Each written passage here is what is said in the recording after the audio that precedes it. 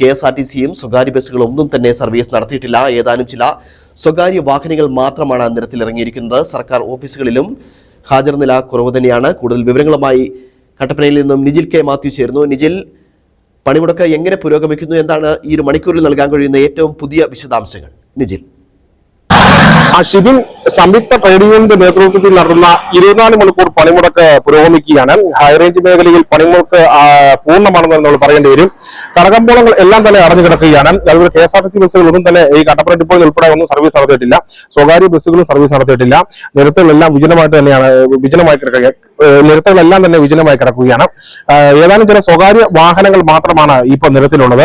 വിവിധ മേഖലകളിൽ യൂണിയൻ നേതാക്കളുടെ നേതൃത്വത്തിൽ ഇപ്പോൾ ഒത്തുചേർന്നിട്ട് പ്രതിഷേധ പ്രകടനം ഉൾപ്പെടെ നടത്താൻ ഒരുങ്ങുകയാണ്. ഞാനിപ്പോൾ കട്ടപ്പന സെൻട്രൽ ജംഗ്ഷനിലാണ് നിൽക്കുന്നത്. ഉടൻ തന്നെ ഇവിടെ നിന്നും ട്രേഡ് യൂണിയന്റെ നേതൃത്വത്തിൽ ഈ പണിമുടക്കിന് ഐക്യദാർഢ്യം പ്രഖ്യാപിച്ചുകൊണ്ട് പ്രകടനം കട്ടപ്പന ടൗൺ ചുറ്റി നടക്കുന്നുണ്ട്. മറ്റ് അനിഷ്ട സംഭവങ്ങളൊന്നും തന്നെ ഒരു മേഖലയിൽ നിന്ന് റിപ്പോർട്ട് ചെയ്യപ്പെട്ടിട്ടില്ല.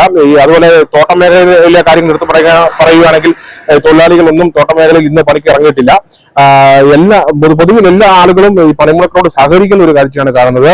മറ്റേ ജനങ്ങളെല്ലാം ഈ പണിമുടക്കിനോട് സഹകരിക്കുന്ന ഒരു കാഴ്ചയാണ് കാണുന്നത്.